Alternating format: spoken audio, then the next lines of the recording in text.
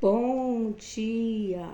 Vamos continuar com o nosso estudo, reflexão da Palavra de Deus que se encontra em Atos capítulo 21. Paulo, ele chega a Jerusalém e é preso no templo. Nós vamos ver várias observações aqui do apóstolo Paulo. Devemos ler as Escrituras, estudar as Escrituras, meditar, ser um bom e uma boa bereana. No versículo 1 do capítulo 21 de Atos, diz: E aconteceu que, separando-nos deles, navegamos e fomos correndo caminho direito e chegamos a Cós.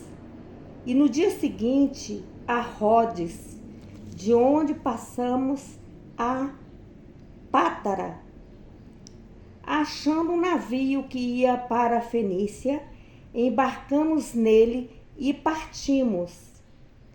E indo já à vista de Chipre e deixando-a à esquerda, navegamos para a Síria e chegamos a Tiro, porque o navio havia de ser descarregado ali.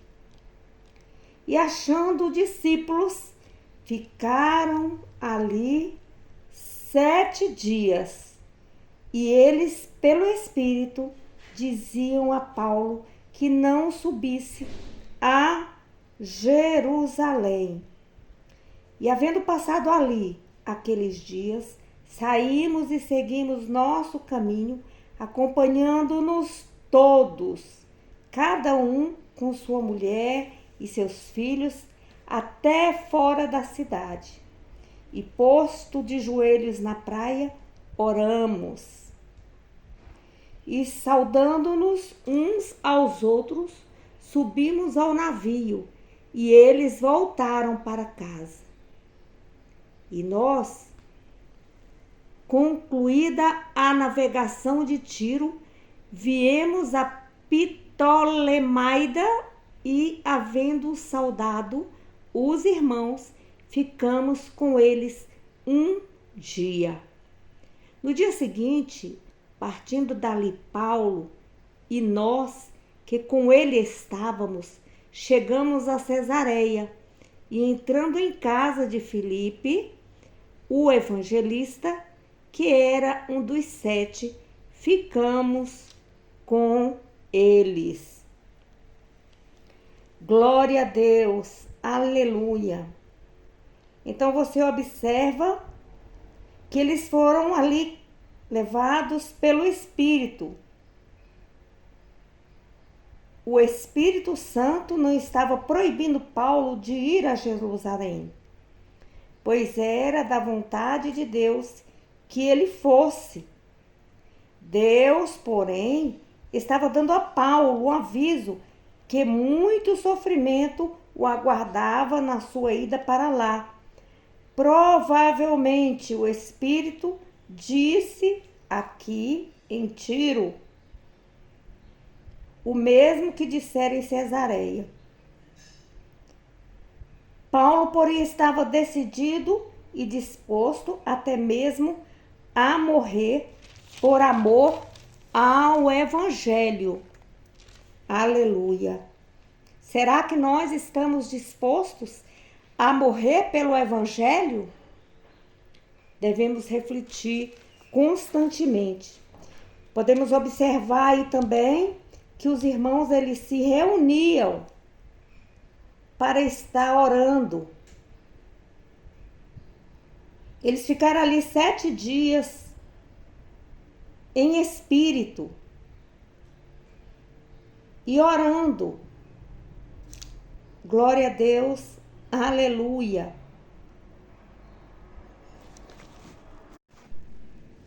E todos os acompanhavam, tanto os homens quanto suas mulheres, suas crianças.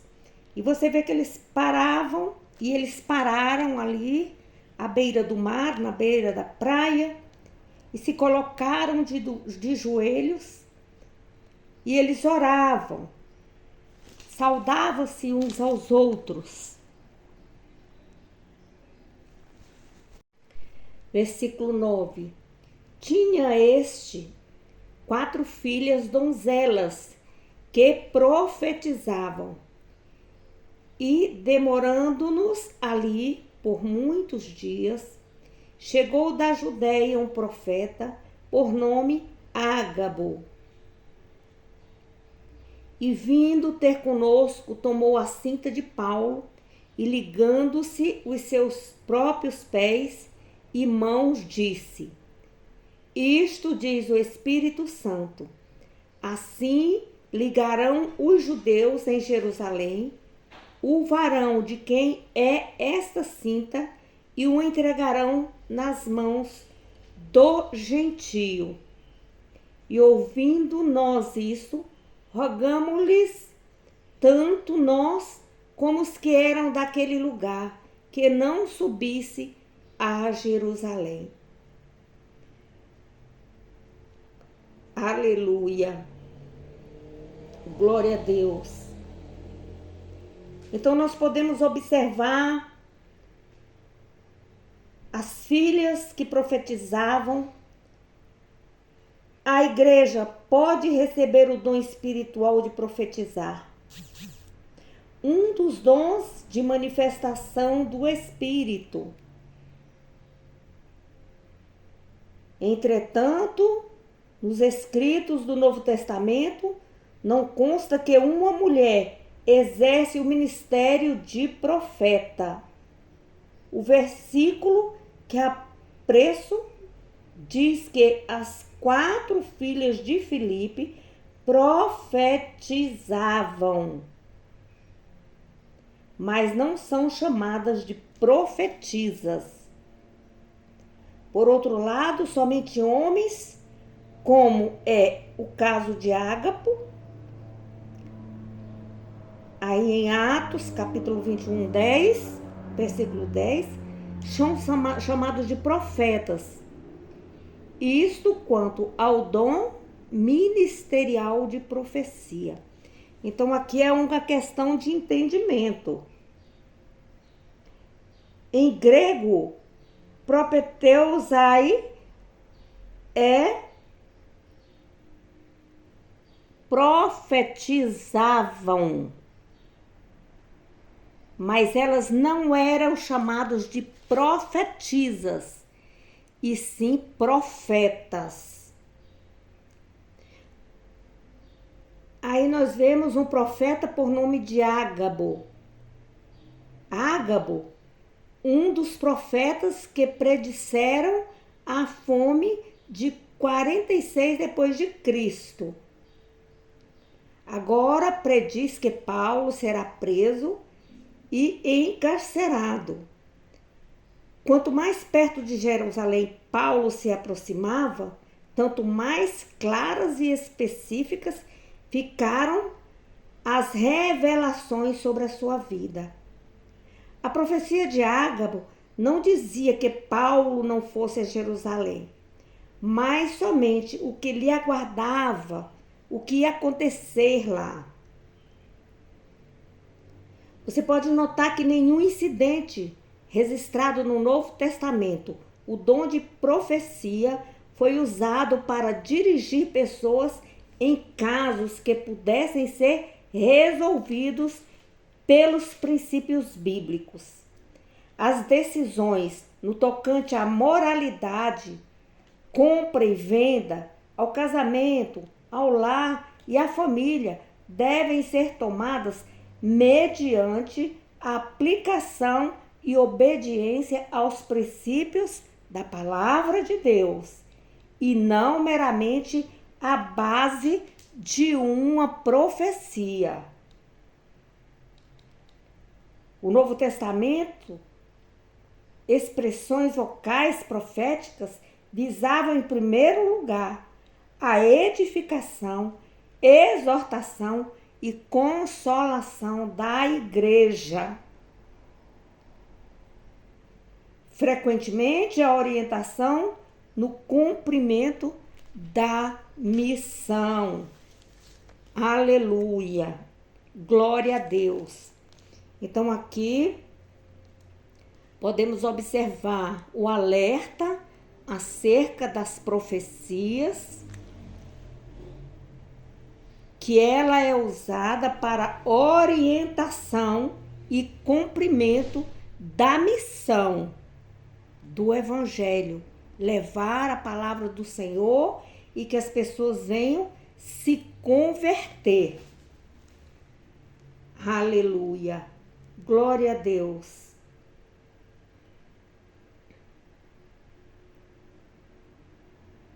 Versículo 13. Mas Paulo respondeu: que fazeis vós chorando e magoando-me o coração? Porque eu estou pronto, não só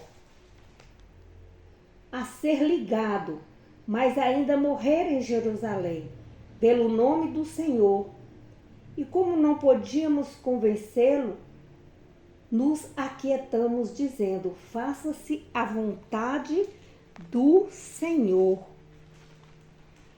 Aonde nós estivermos, para onde nós formos, em missões, devemos socorrer a todos, ter o entendimento aonde nós estamos indo, conhecer o alimento, as roupas, o que aquele povo faz, e devemos estar nas mãos de Deus e sendo conduzidos pelo Espírito Santo. Observamos as pessoas, observamos que Paulo ficou triste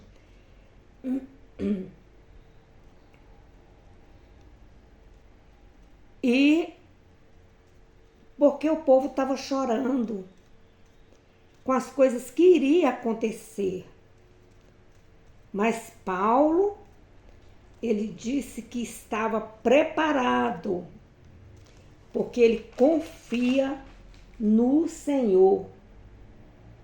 Que faça-se a vontade do Senhor na vida dele.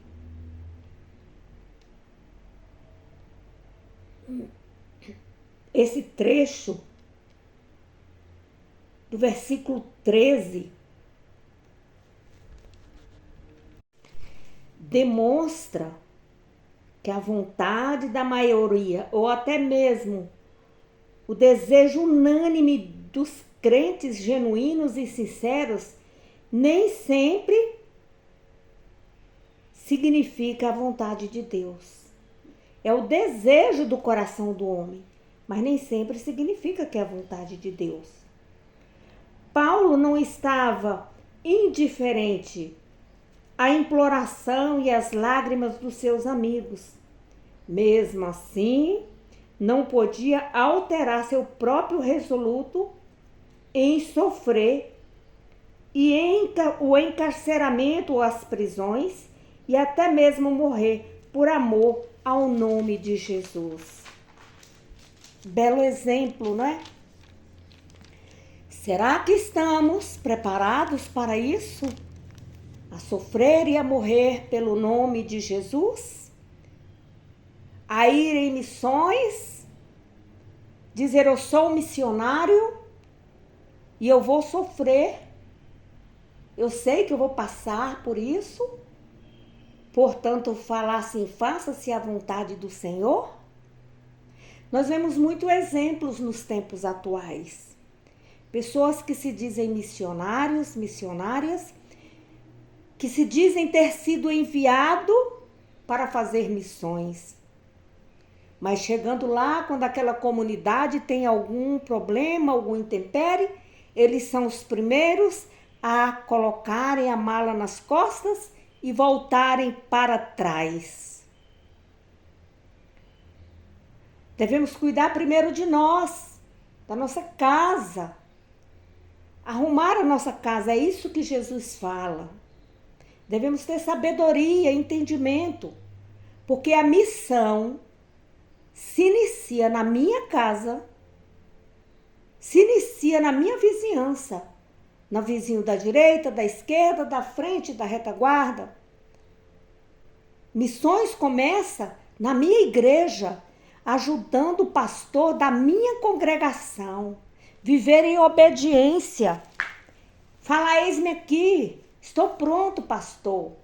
Às vezes nem pedir, nem esperar que o pastor peça, melhor dizendo, e se colocar à disposição do pastor para estar auxiliando na obra de Deus. Ora, se a pessoa não cuida nem mesmo da sua casa, vai cuidar daqueles que estão fora? Aleluia! Primeiro temos que arrumar o nosso ministério, que é a nossa família, nossa casa, nossa comunidade, nossa congregação. Fortalecê-la. Buscar almas. Orar com essas almas. Você ganha uma alma para Jesus, mas você não zela, você não ora, você não jejua por aquela alma. Você tem que caminhar, acompanhar o crescimento da ovelha. E aí se tornar uma igreja forte. Versículo 15. Depois daqueles dias, havendo feito os nossos preparativos, subimos a Jerusalém.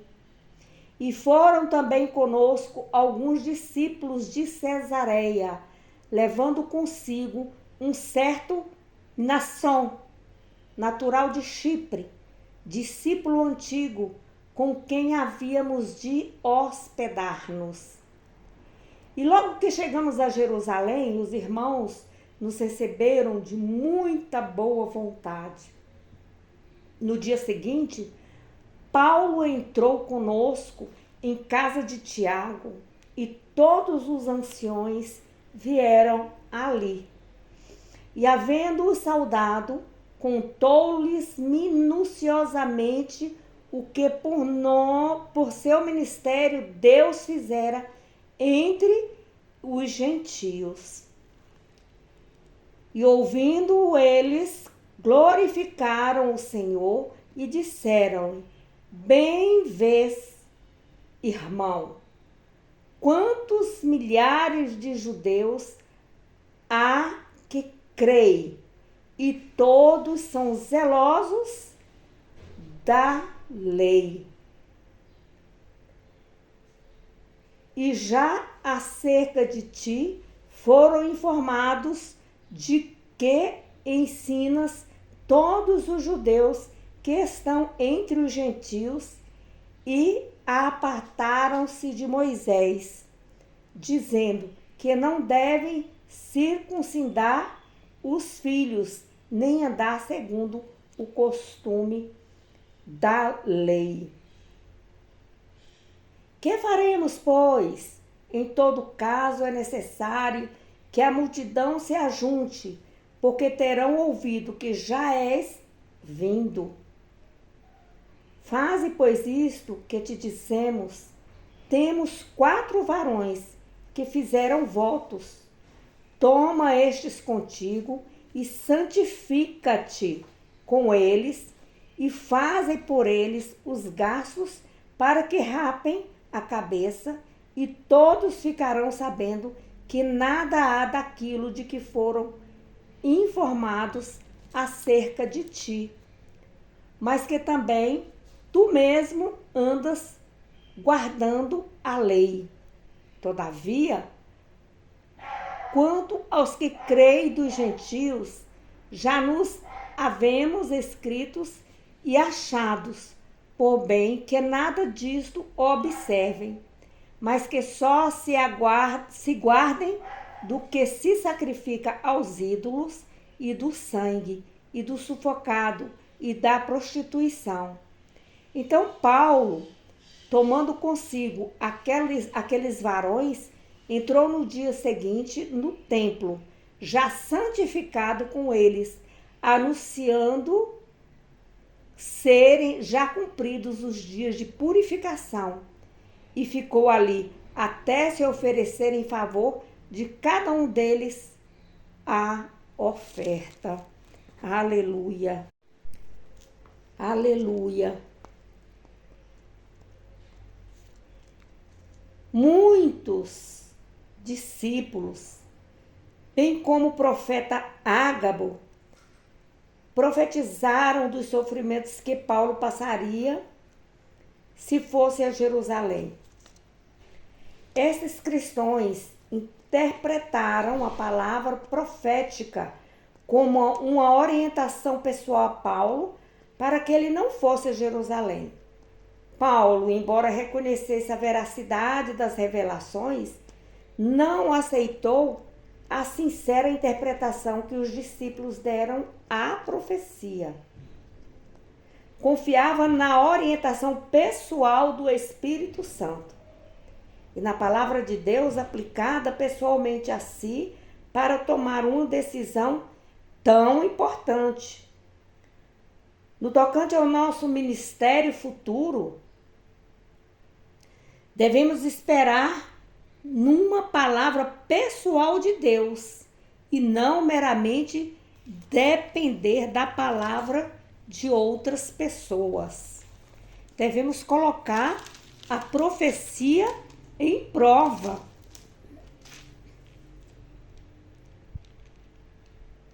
Eles eram zelosos na lei. Tiago e Paulo sabia que as cerimônias judaicas não salvavam ninguém. Reconheciam, porém, que parte da lei e dos costumes judaicos podiam ser observados como uma expressão de fé em Cristo por parte do crente e do seu amor por ele. Os crentes judaicos tinham, com toda sinceridade, aceitado a Cristo, sido regenerado pelo Espírito e cheios do Espírito Santo. Seu zelo pela lei e pelos costumes não vinha de uma atitude legalista, mas de corações dedicados a Cristo e da lealdade aos caminhos de Deus. Eles criam na verdadeira conversão através da circuncisão de coração. E não somente um ato de circuncisão iria salvá-los. Paulo muitos orientava acerca disso. Você vê Paulo em várias reuniões onde tinham os judeus legalistas, ele falando acerca de circuncisão. E aqui nós vemos mais uma vez o desejo daqueles judeus que eles não tinham atitude legalistas. Eles queriam e querem, como nós, que a palavra de Deus se cumpra. Eles querem ser obedientes à palavra do Senhor. E que somente através da obediência à palavra do Senhor é que recebemos as suas bênçãos. Ele fala acerca da idolatria, de não se alimentar com sangue sufocado, da prostituição. E fala aí também acerca da santificação, da separação dos cristãos para se santificarem, para ter vida em santidade a Deus, se santificarem a Deus. você observa que Paulo, ele tomou consigo os varões e somente no dia seguinte entrou no templo. Ele já estava santificado com esses varões, para se cumprir o dia da purificação. E ficou ali até se oferecer em favor de cada um deles a oferta. Aleluia.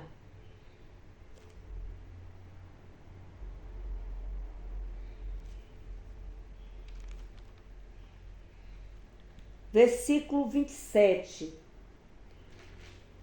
Quando os 7 dias estavam quase a terminar, os judeus da Ásia, vendo-o no templo, alvoroçaram todo o povo e lançaram mão dele. Chamando varões israelitas, acudi. Este é o homem que por todas as partes ensina a todos contra o povo e contra a lei, contra este lugar.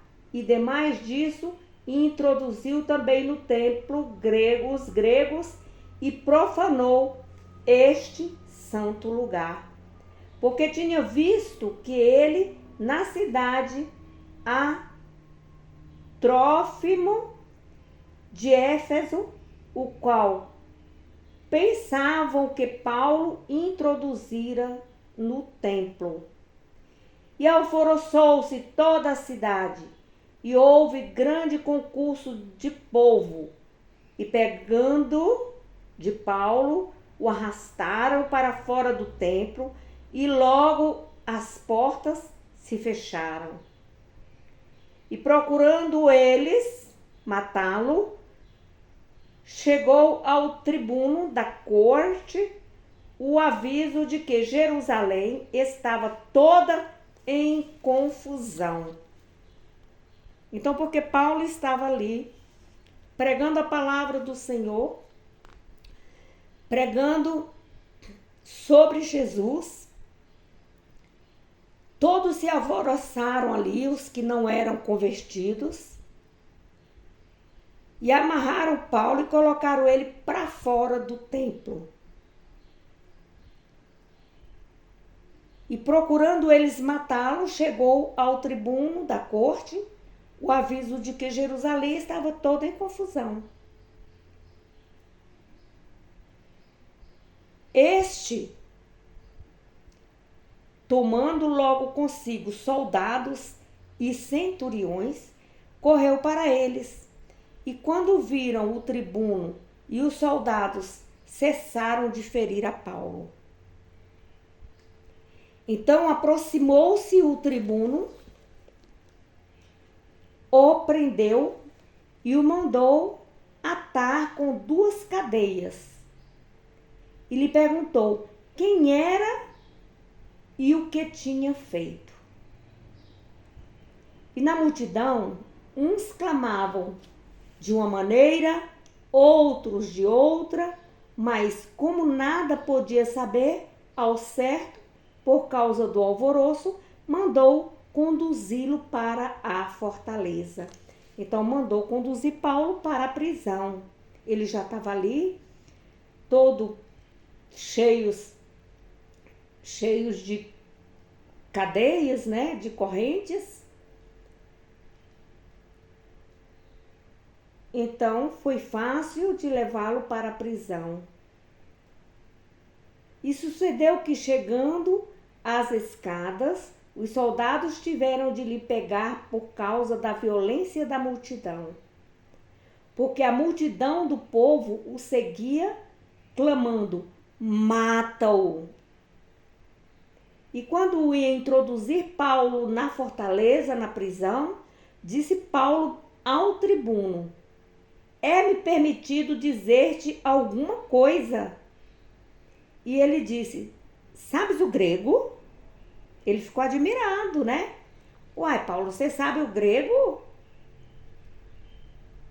Não és tu, porventura, aquele egípcio que antes desses dias fez uma sedição e levou ao deserto 4.000 salteadores? Mas Paulo lhe disse: na verdade, eu sou um homem judeu, cidadão de Tarso, cidade não pouco célebre na Cilícia. Rogo-te, porém, que me permitas falar ao povo.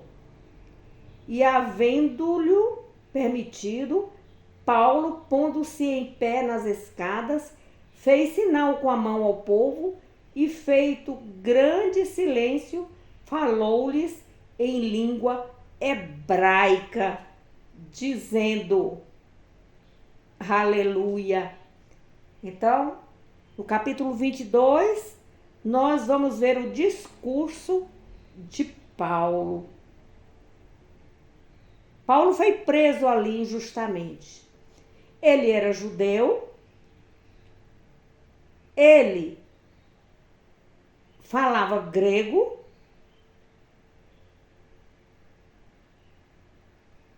e ele era um cidadão de Tarso. Ele mostrou quem era ele. Então, nós vamos ver aí o discurso de Paulo na próxima quarta-feira, em nome de Jesus. Devemos ter muito cuidado. Assim como tinha judeus legalistas, existem gentios legalistas, e no meio de nós existem pessoas com esse pensamento ainda, de legalistas. Nós, enquanto líder, você vê a liderança de Paulo, que coisa mais linda. Paulo ensinava o povo a palavra de Deus. De nada adianta ter pregações lindas, maravilhosas, mas o povo não compreende. O povo não entende. Então, o nosso linguajar, a forma de falar, deve ser de alcance até aqueles que não sabem, não têm uma leitura, não têm um estudo. Devemos deixar de legalidade nos púlpitos. Devemos ensinar a Bíblia, versículo por versículo. Muitas vezes a pessoa não tem compreensão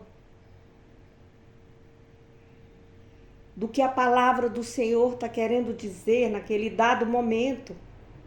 Então, por isso precisa o líder estar constantemente perto do povo, conversando com o povo, para que a pessoa que não está com entendimento chegue para o pastor, seja para o líder, falar o que significa isso.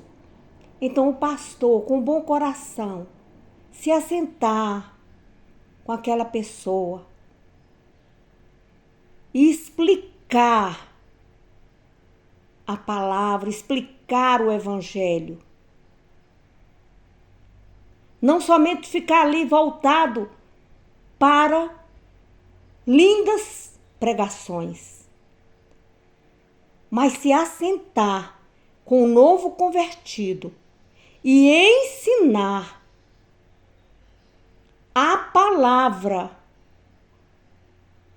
Porque se a pessoa conhecer a palavra, ter um entendimento, ela vai praticar a doutrina de Jesus Cristo com amor.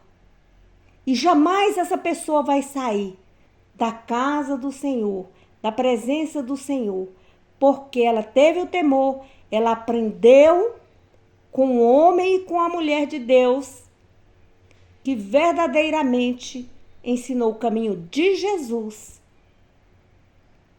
para ela. Leia a Bíblia, tenha momentos de estudo da Bíblia. Ensine a Bíblia. Veja ao seu lado quem não sabe ler. Leia a Bíblia para essa pessoa.